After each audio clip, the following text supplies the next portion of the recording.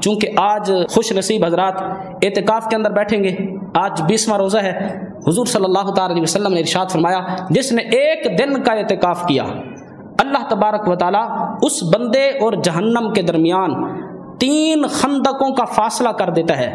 یا رسول اللہ خندقیں کیا ہیں؟ حضور علیہ الصلوۃ والسلام نے فرمایا ایک خندق کا فاصلہ اتنا ہے جتنا مشرق سے مغرب تک فاصلہ ہے۔ اعتکاف میں بیٹھنے کی اتنی بڑی فضیلت ہے۔ ایک حدیث پاک کے اندر حضور صلی اللہ علیہ وسلم نے ارشاد فرمایا، شعب الایمان کے اندر موجود ہے، حضور علیہ السلام نے فرمایا کہ جس شخص نے ماہ رمضان کا آخری عشرہ اعتکاف کیا اللہ کی رضا کے لیے، اللہ اس کو 2 حج اور 2 عمرے کرنے کا اجر و ثواب عطا فرماتا ہے۔ اعتکاف کا مطلب ہے ٹھہر جانا، رک جانا، ہمارے ہاں کہتے ہیں دھرنا دے دینا۔ اللہ کا بندہ اللہ کے گھر میں آ کر دھرنا دے دیتا ہے، بیٹھ جاتا ہے، رک جاتا ہے، عرض کرتا ہے یا اللہ اس وقت تک تیرے گھر سے نہیں جاؤں گا جب تک تو میرے گناہوں کی بخشش نہ کر دے۔ تو یہ ہے اعتکاف، اللہ کی رضا کے لیے اعتکاف کرنا، اس کی بہت بڑی فضیلت ہے۔ اعتکاف کے لیے عاقل ہونا شرط ہے، بالغ ہونا شرط بھی نہیں ہے۔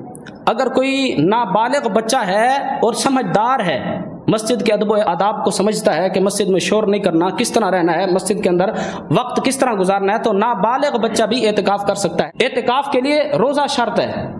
اگر کوئی شخص سنت اعتکاف کرنا چاہتا ہے تو اس کے لیے روزہ شرط ہے۔ اگر روزہ نہیں رکھے گا تو نفل اعتکاف تو ہو جائے گا، وہ جو سنت موقدہ والا، وہ جو فضیلت ہے 2 حج اور 2 عمرے کی، وہ اس کو حاصل نہیں ہوگی۔ تو اعتکاف کے لیے روزہ بھی شرط ہے۔ خیمے بھی لگا سکتے ہیں یکسوئی کے لیے۔ خیمہ اگر لگائیں تو نیت یہ ہونی چاہیے کہ ہم لوگوں سے کٹ کر الگ تھلگ ہو کر اللہ کی عبادت کریں گے، روئیں گے، گڑ گڑائیں گے، گناہوں سے معافی مانگیں گے، اس نیت سے خیمہ لگا سکتے ہیں۔ حضور علیہ السلام نے اعتکاف کیا تو آپ کے بارے میں آتا ہے کہ آپ نے مسجد نبوی میں ترکی خیمہ لگایا، تو خیمہ لگانا بھی سنت سے ثابت ہے۔ لیکن آج کل اکثر مساجد کے اندر خیمہ صرف اس لیے لگایا جاتا ہے کہ اندر بیٹھ کر گپ شپ کریں گے، دوستوں کو بلا لیں گے، پیزا بھی منگوا لیں گے اور معاملات اندر بیٹھ کر گپ شپ کریں گے۔ اگر یہ نیت ہو تو ہرگز خیمہ لگانے کی اجازت نہیں ہے۔ مسجد کے ادب و آداب کو مد نظر رکھا جائے اور مسجد کے اندر جو باتیں جائز ہیں صرف وہ کرنے کی اجازت ہے، ورنہ معتکف کے لیے کیا ہے کہ وہ اپنی آخرت کو سنوارے اور اللہ سے گناہوں کی مغفرت اور بخشش طلب کرے۔ اعتکاف کا جو مقصد ہے وہ لیلۃ القدر کو پانا ہے، اصل مقصد۔ میرے آقا نے پورا مہینہ اعتکاف فرمایا، پھر اگلے سال 20 دن اعتکاف فرمایا، پھر اگلے سال آخری 10 دن اعتکاف فرمایا، اور حضور نے فرمایا لیلۃ القدر ان 10 دنوں کے اندر ہے۔ قرآن میں لیلۃ القدر کے نام کی اللہ نے پوری سورۃ القدر نازل فرمائی، انا انزلناہ فی لیلۃ القدر وما ادراک ما لیلۃ القدر لیلۃ القدر خیر من الف شہر، کہ ہم نے قرآن لیلۃ القدر میں نازل فرمایا۔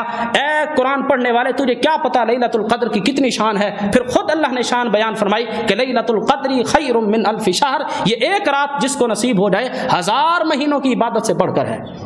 تو لیلۃ القدر کو پانا اصل مقصد اعتکاف کے اندر بیٹھنے کا ہے۔ آج عصر کی نماز کے بعد آ جائیں، جب سورج غروب ہو رہا ہو 20ویں روزے والے دن، اس دن عصر کی نماز کے بعد یعنی سورج کے غروب ہوتے وقت معتکف حالت اعتکاف میں اعتکاف کی نیت کے ساتھ موجود ہو۔ اگر سورج غروب ہونے کے بعد بیٹھے گا تو وہ پھر 10 دن پورے نہیں بنتے۔